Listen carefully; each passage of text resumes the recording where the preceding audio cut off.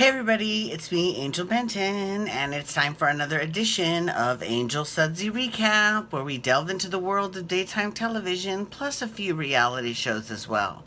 And one of those reality shows that we're going to talk about is The Amazing Race. Now, I know that the new episode actually airs tonight, but this is actually about last week's episode.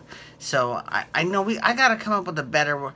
It's just the only day I had available because all the other shows that I have to do are already, taken. So we'll figure something out. But anyways, before I get into The Amazing Race, I just want to say, well, I know I'm not going to say anything. I'm just going to, I just want to say thank you to all of you that watch the show. I appreciate that. That's all I want to say.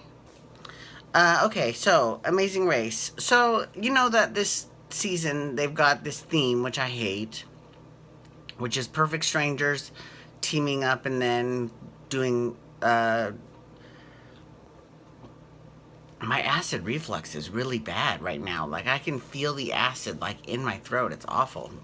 I stopped taking famotidine because I needed a little help with my kidneys.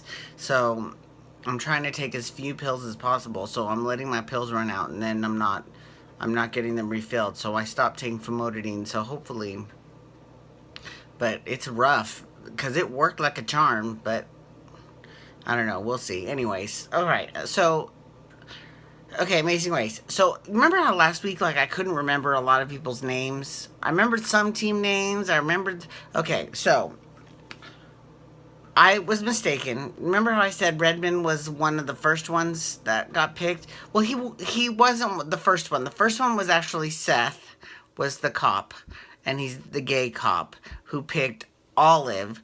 And this is how they did it. If you... They had everyone complete the challenge...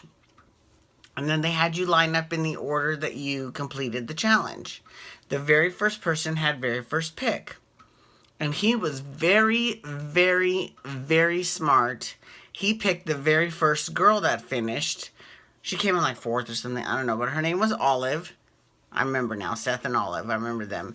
And it was genius. Because it does help to have an intersexual team, boy and girl, even though he's not attracted to girls at all, which I never would have guessed. I never would have understood, but good for him. And he's hot. He's smoking hot. He could get it. It was smart because there are certain things that a woman's brain is better, well, not better, but is better at than men, and men's brains work different. They just work differently. There are some things that some men's brains work better at. But like, for example, if, for example, they got to a challenge and it was a puzzle, maybe Olive could do that better. Or a dancing challenge, whereas Seth might do better with the strength challenges or eating challenges or something like that, It really helps to have someone of the opposite sex as your teammate, I think. Now, even though they have not won a challenge yet, they've come in fourth both times, it doesn't matter. Because these first few challenges, as long as you don't get eliminated, that's really all that matters. There are so many times when the race will complete. It's like an accordion. They'll all spread out and they'll all have their different places. And then something will happen, like you all have to catch a 6 p.m. flight to Guatemala, and then they all have to be on the same flight, so then it squeezes up again. So it was just very, very, very smart of Seth to do that. Okay, so then we come to Team Will and Grace, who is a gay guy and a straight girl, and they were all buddy at first. But this week, we saw the wheel start to come off, right? Because she is the type that, even though she doesn't really have to, she likes to verbalize all of her feelings and talk them all out loud. Okay? I'm not saying that's right or wrong. That's what she likes to do. That's how she deals with things. But it just builds up tension in him. Like, hearing her talk and constantly complain about shit, he wants to fucking backhand her. I can just tell you right now. He wants to give her one of those Irene from Real World Seattle slaps, right? But, they ended up getting through it. And especially because they did this one challenge where they go to the top of this building and they have to rappel down and actually wash a window, and then they check to see if the window is clean enough, and if it isn't clean enough, you've got to go down and then go back up to the top of the building and do it again. You can't just do the window again. You got to do the whole climb and everything. So he was very slow, but he's got a humongous fear of heights. So he was like, I can do this, I can do this. And he did it. He did great. And she actually was very supportive of him once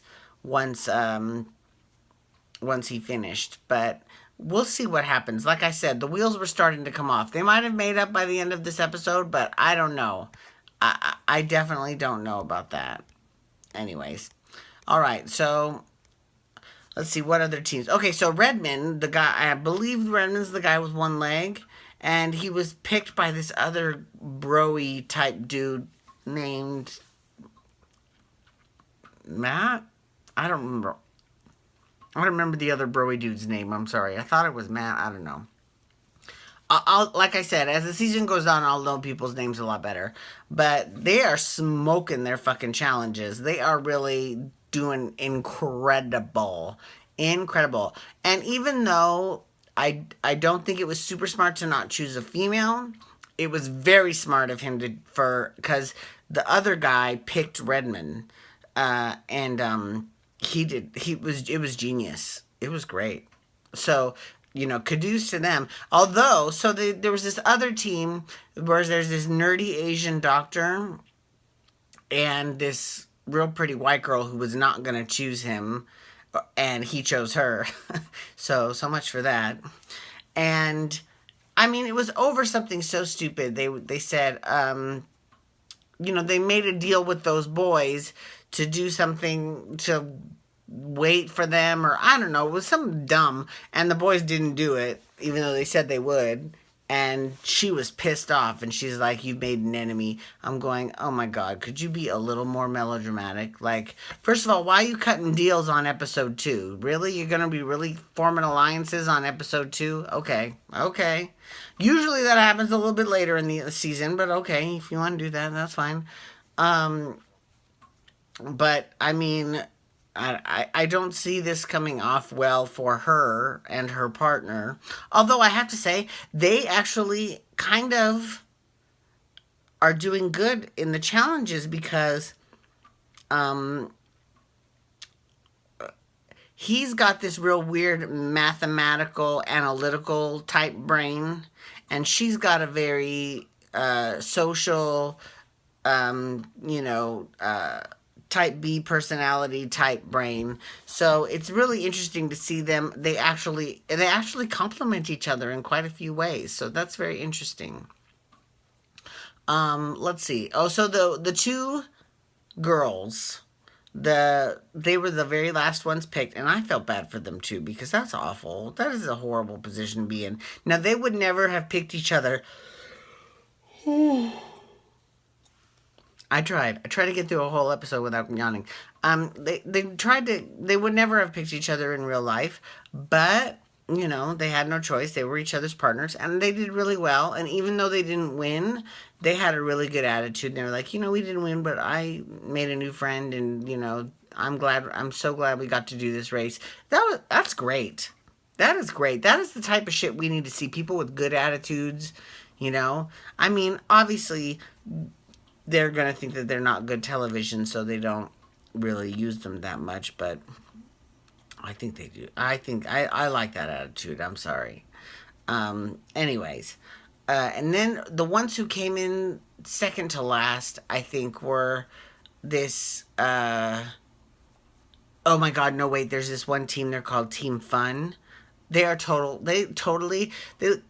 one hand, I want to say they totally remind me of stoners, but then on the other hand, they don't necessarily remind me of stoners so much as they remind me of, like, those cool hippies that do Burning Man or Coachella or any of that crap, right?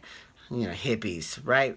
But they're kind of entertaining because they are definitely there to have fun regardless of whether they win or not, and that's kind of cool because it's really interesting to watch. So, anyways, thank you so much for logging on today. I do appreciate it. I'm definitely going to watch the new episode. I know the East Coast has already seen it, so sorry.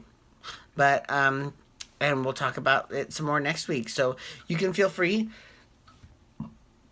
excuse me, to follow me on Twitter and on Instagram at Angel Benton. And you can hashtag Amazing Race to talk the Amazing Race. Or you can hashtag Days of Our Days. Just hashtag Days to talk Days of Our Lives. And we'll be talking about that tomorrow. Okay, peace out, everyone. Have a wonderful night. Wubba, wubba, wubba.